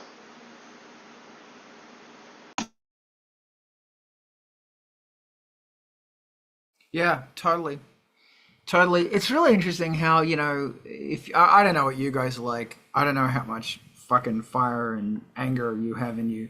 Quite a lot, actually, I know. But every time somebody talks about an idea, I go, no, fuck that, I'm not doing it. And then I go, actually, that could be really awesome, because even by its thought, it's given me a passionate, explosive, passionate thing. And I could use that in the music. Razi, tell me what your brain is thinking.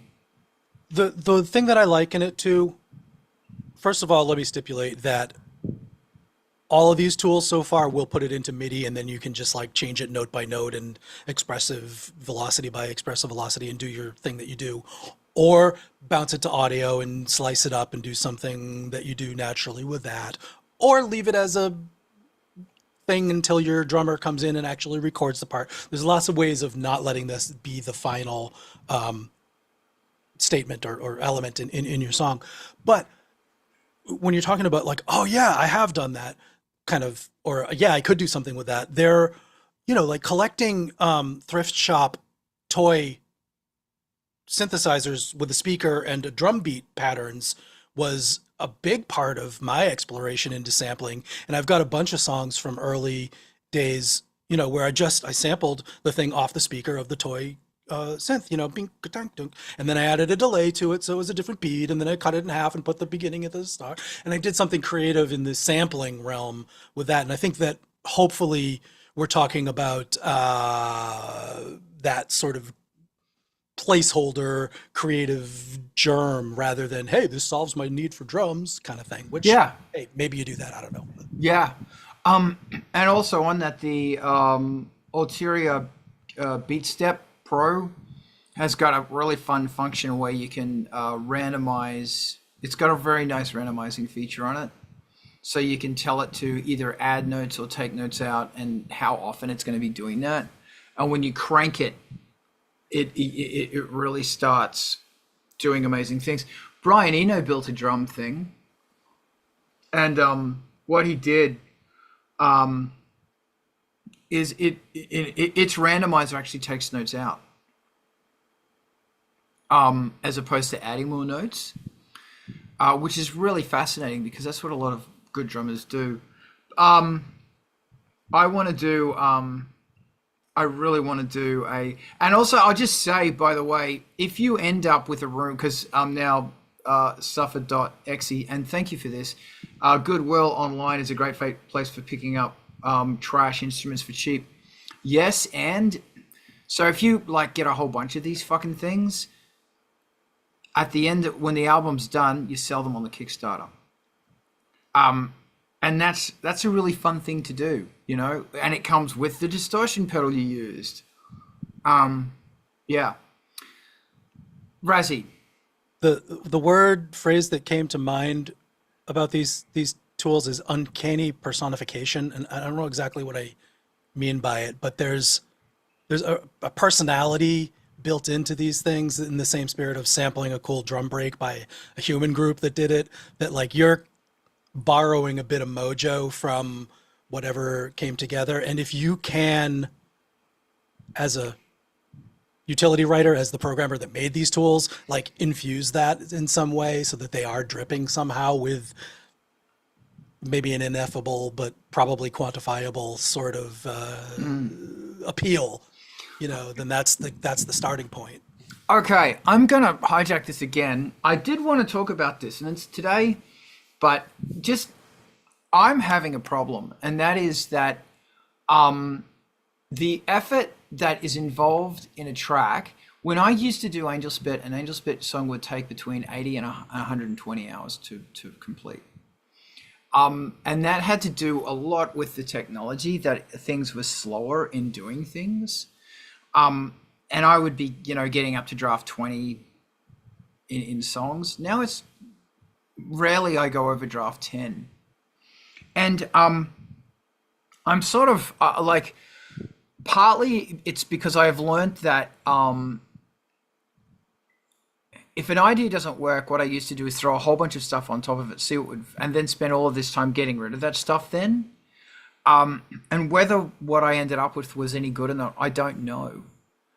And it's just interesting that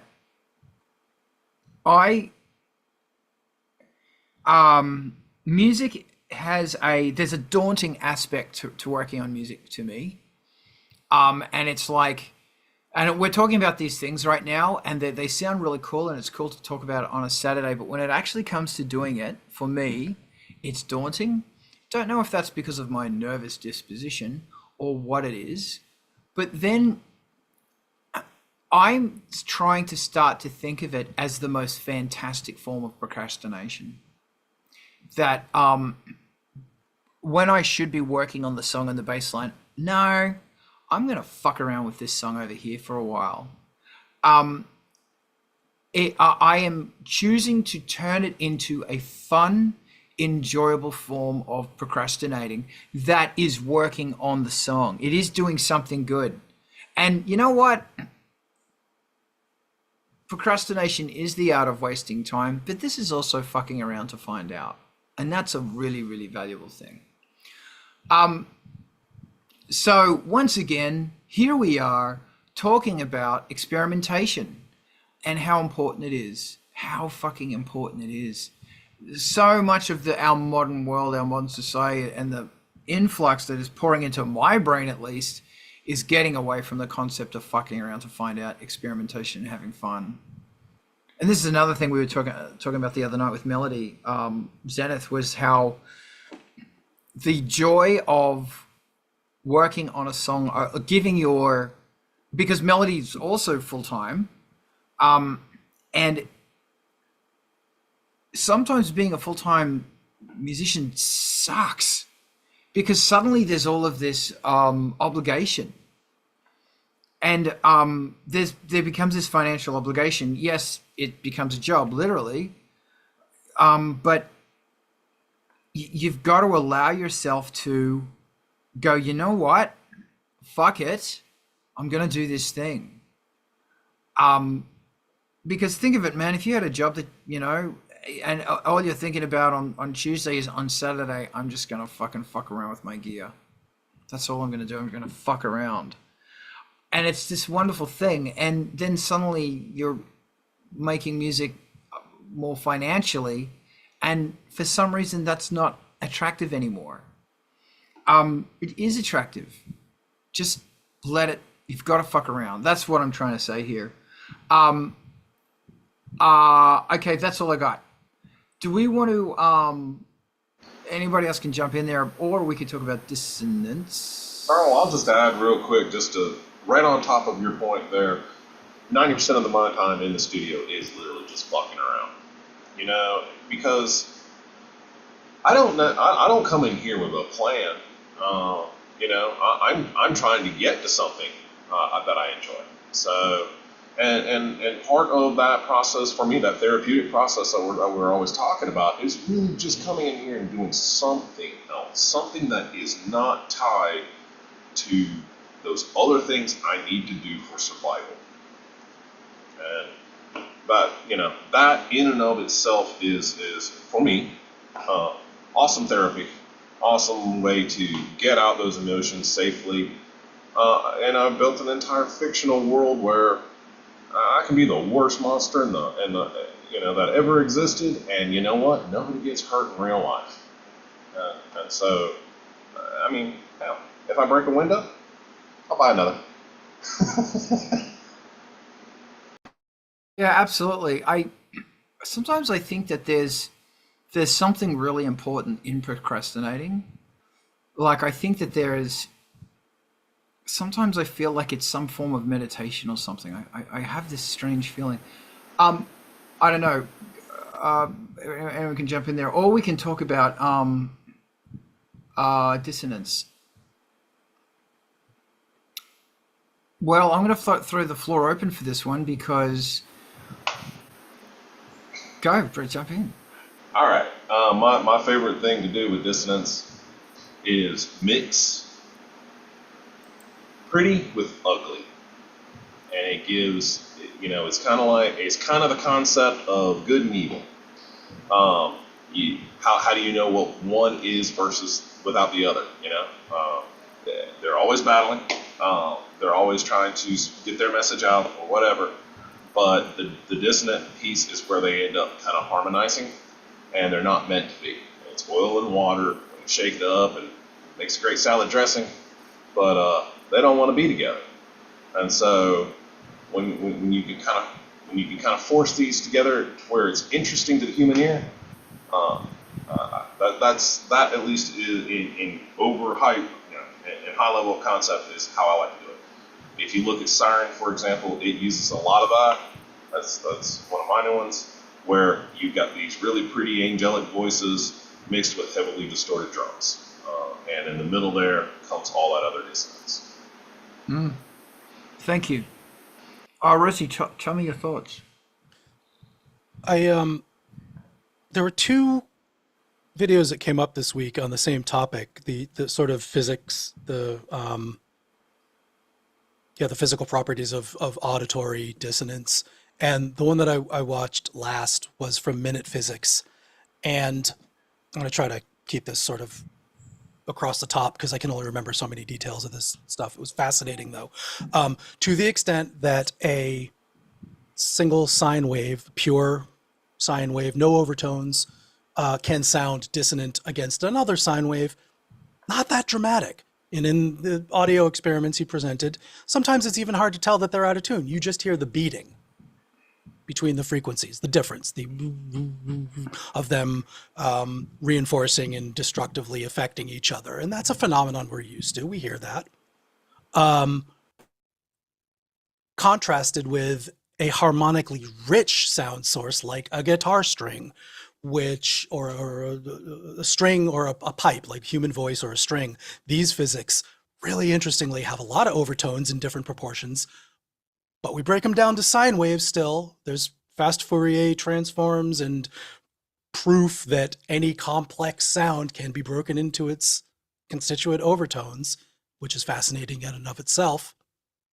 But those are the ones where we hear true dissonance. Things with overtones have the property of becoming dissonant when their overtone series interact in these sort of close ratios and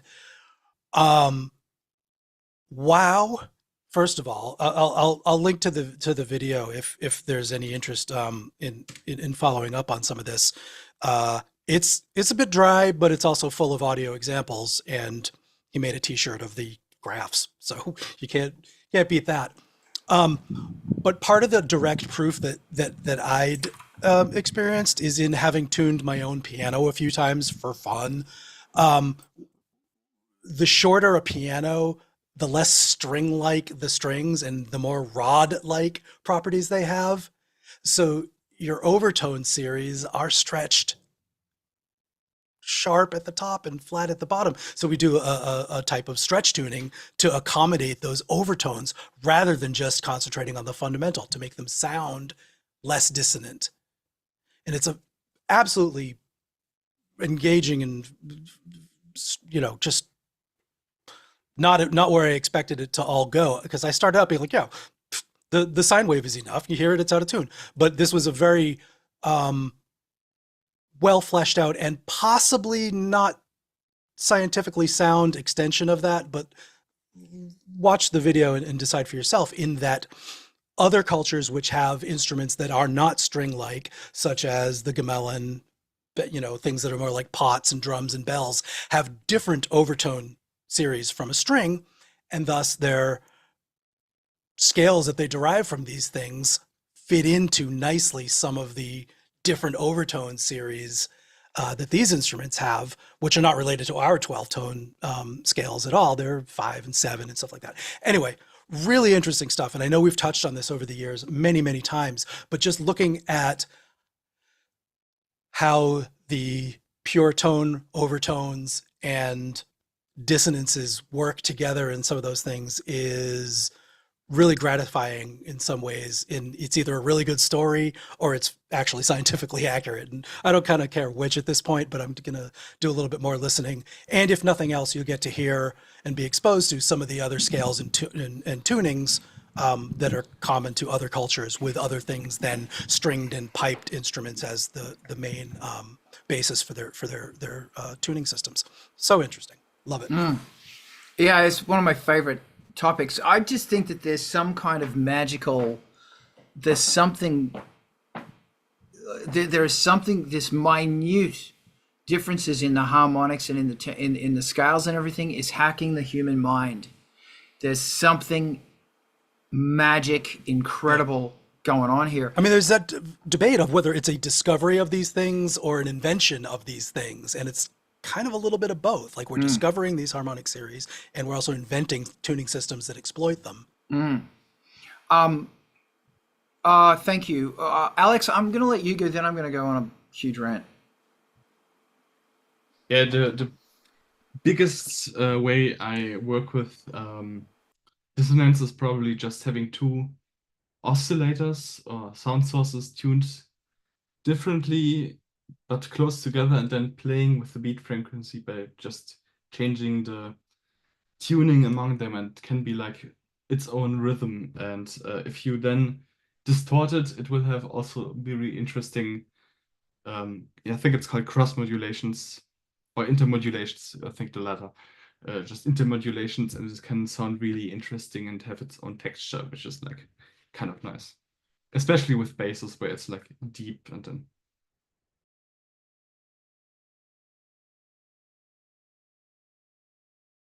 You're muted. Thank you. Sorry about that. Semitones in the bass are fantastic. Something I love doing is you'll have a sound, a pad or something, lots of reverb, and then one of the notes, only one of them is wavering. And it's not wavering by a semitone, it's wavering by half a semitone, 3/4 of a semitone. And as that waver happens, it's making this mash in the reverb, and it's a really, really pretty thing. And you can have it like a semitonal clash in the bass in the subs, and listening to that beat becomes the most fucking potent thing. Yeah, and it's interesting that Jen's now talking about ancient Egyptians. Thanks, Jen. That it gets into some really, really interesting topics about, yeah, crazy shit. Yes. And also, yeah, thanks, Brett. When you have different, then you put that through distortion. So, a fifth through distortion, yay, an octave, yay. But then when you start going, to fourths, minor thirds, seconds, and semitones, you start getting some really interesting shit. I knew a guy who used to, his kick drum was, he had two samples of the same kick drum, one panned hard left on it hitting a C, the other panned hard right hitting a C sharp. And he'd take the subs out of it and have the sub kick in the middle. And it was really fucking interesting. Alex, your hand is still up. Okay, thank you. I will throw it to Ivan. Hey, yeah, no, Dissonance is interesting because, there's a lot to play with. Okay, for like beats and drums, I rely heavily on, my Life plugin, and to find the right sources for it, I like to go to the airport or to a, train station, because there's always crazy shit going on audio-wise in airports and train stations. And, Life will pick up on that and try to turn it into a beat, but, it's going to end up being just a little bit, dissonant. And does a whole lot of heavy lifting for me. And then on the, like for the bass or, or the lead or whatever, I'm a big fan of like the KHZ, plugins to, mangle that audio maybe just a bit. Or if I want to mangle that audio a lot, I've got the Gristalizer plugin, which will mangle that audio a lot, especially if you throw an LFO on the speed and get that going back and forth. So it's squealing there. It's kind of handy. No, I know those. I think those are the main, like the mainline tools for that. And then, when I'm actually like sitting down and making a patch for, whichever synth is going in, I definitely try to, get some of that into the patch. But like once it's there, it's sort of set in stone. I can't, yank it out. So I don't try to overdo it there. It needs just a bit. And that's where, like, with I'm going to be breaking it out or later today, the Alita, has 3 oscillators on its own. So there's room to do that there and not overpower the entire thing. Mm. Mm. Love it. Thank you. Oh, thank you very much. Alex, what are your thoughts? Another interesting way to play with dissonance is with frequency shifters because you don't shift all the harmonics like a pitch shifter would, so the harmonic series stays intact, but every harmonic by the same amount of hertz. So every harmonic will have phasing to the same amount, which is like a really cool effect if you just shift it by a really small amount, maybe a couple of hertz. And yeah, it's if you have a plugin that does it, I think there's a free one by kilohertz. It's something worth playing with if you're into sound design. Interesting. Thank you. I've always wanted to get a modular one, but I can't really justify it. But thank you. Could you put the name of that thing in the description? That would be interesting. Thank you. Ivan, how do you feel about this? Yeah, no, the kilohertz plugin is actually like it does some fun stuff. And again, like you can really like strangely amp it up by just throwing it against throwing the rate against an LFO and letting the LFO, do LFO things for you. And I would suggest put the LFO on a random waveform, so it does crazy stuff instead of just like a sine or something.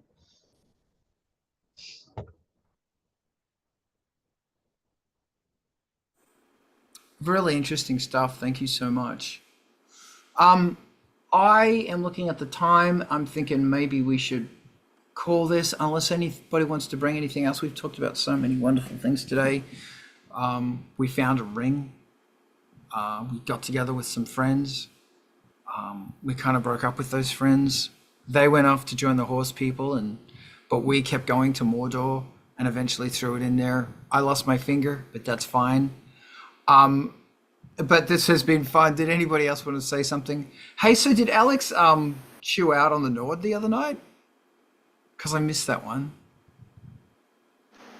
I got about halfway through. Okay. I've never been a fan of Nord. Don't know why. They're great synths. They sound amazing, but I've never really...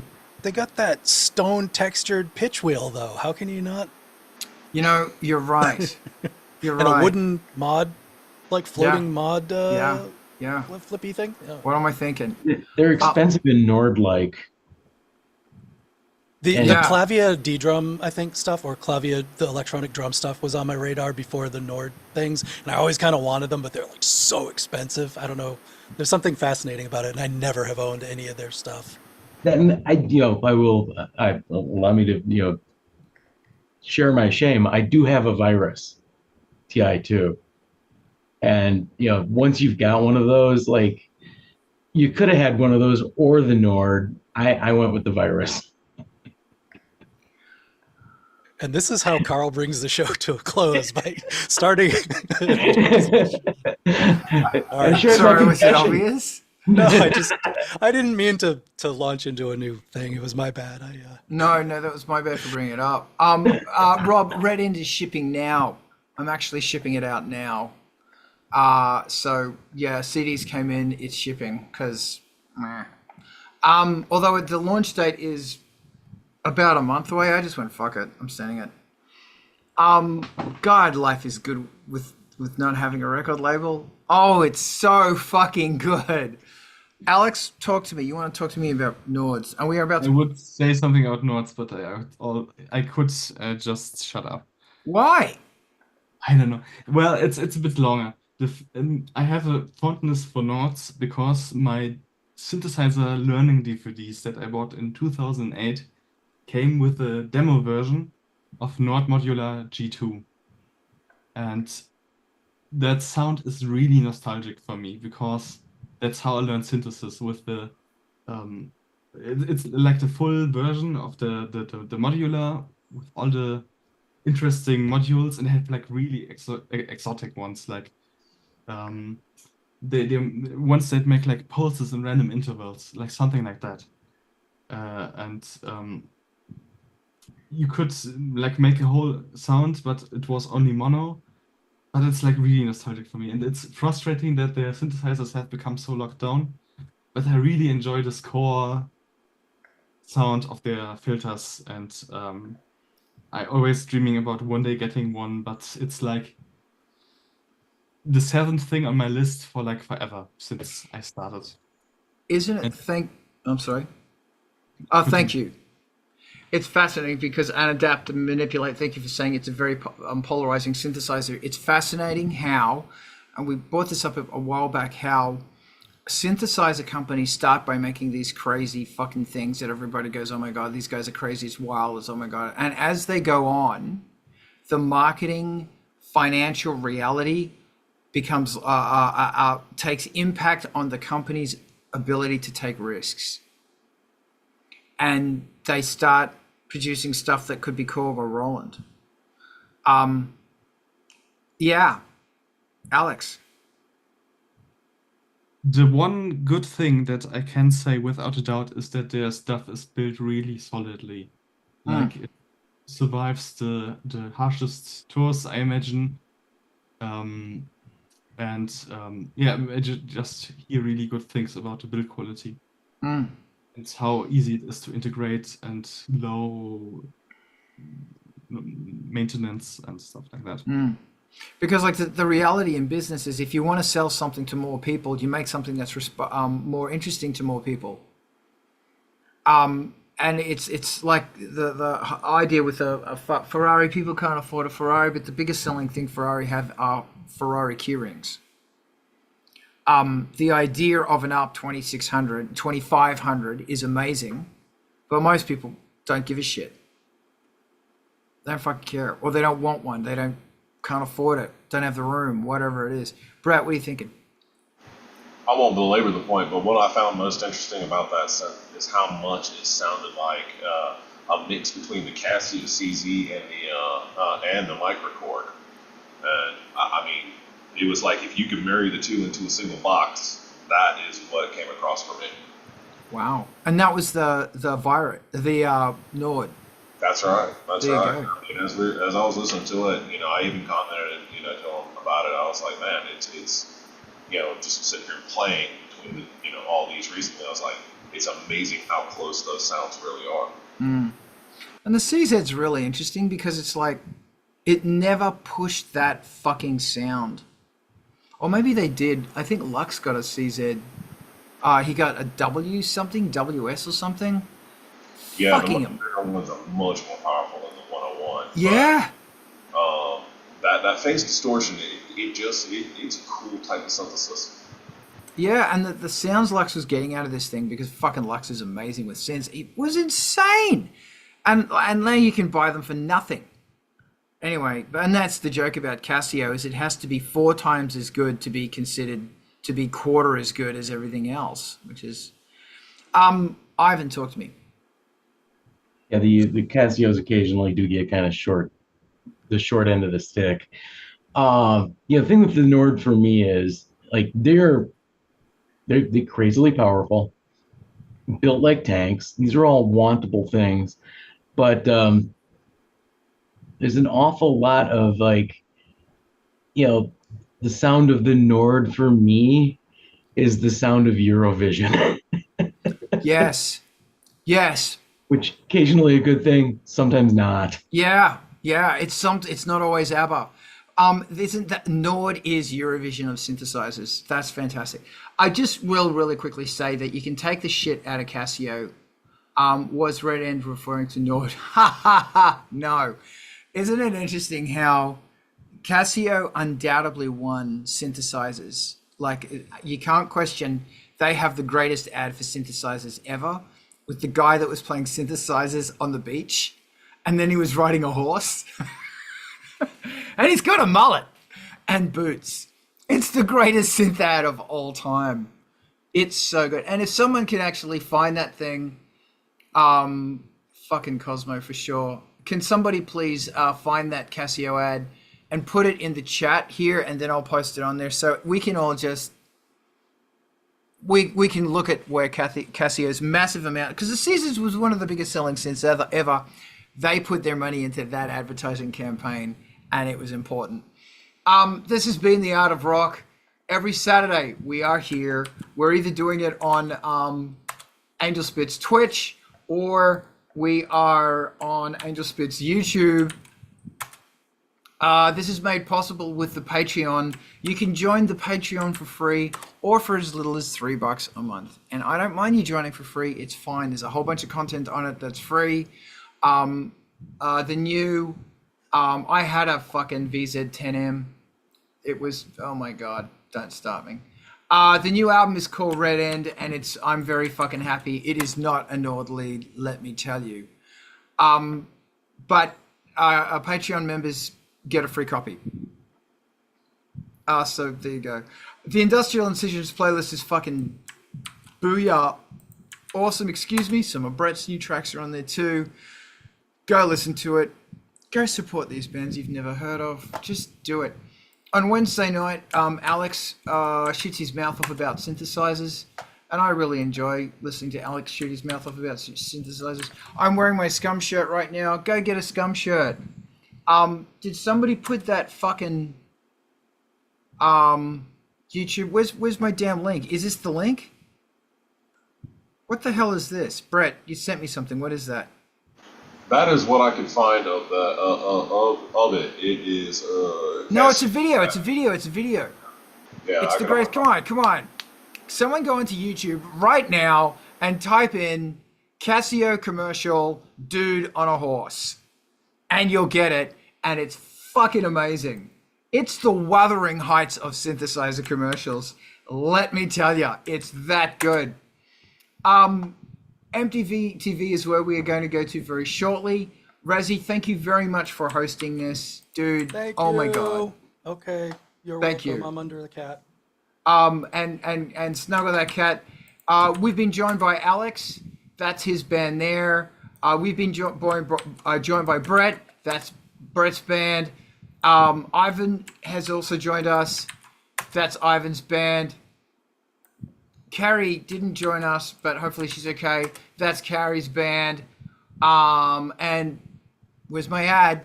Where's my fucking ad? I'm not rating until we get this ad. Ivan, look for the fucking ad. I want everybody looking for that goddamn ad right now. Oh, for God's sake. Really? Where's my ad? I want my ad. I mean, like, I could look. Don't disturb the cat. Just bear with us. This is going to be worth it.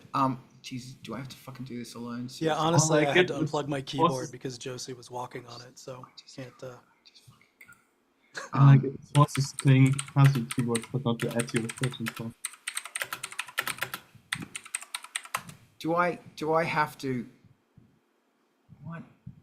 What the fuck is this shit? It's. Yeah, Carl, I'm coming up with Old Spice commercials. Me too. Cassiel commercial with dude on a horse. What does that have to do with fucking Old Spice? Why am I getting all? What is going on here? With dude playing synths on the beach. Now this has got me angry. I'm mad now. What is going on? I don't believe this. Oh, It's what? been removed with a copyright. No. How could that? And it's funny that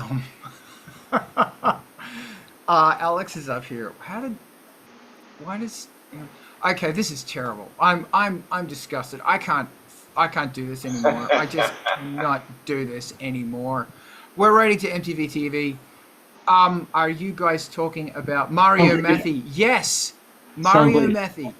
really good homework for next week. Could you adapt? Could you give me the goddamn fucking link, please? Someone link. Let's go. Yeah, Mario Methy. 1987 commercial. That's it. Jumping Dance. Yep, that's it. Paste it here. This better not be porn, Brett. Actually, maybe it should be porn. Hold on a minute. Oh, I hate everything. See, nothing is fucking working. Work. The fuck is your? Oh, this is what we're playing out to, because it's the greatest fucking thing in the world. There it is.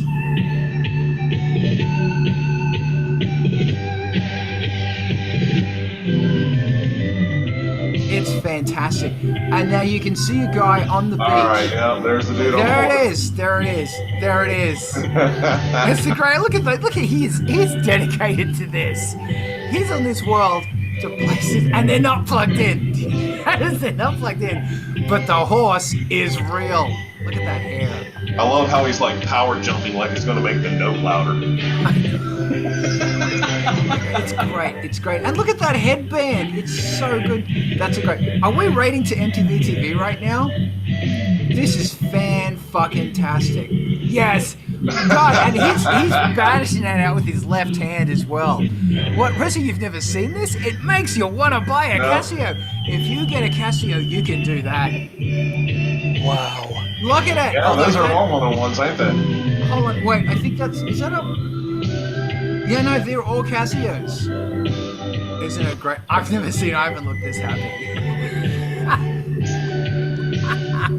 It's great.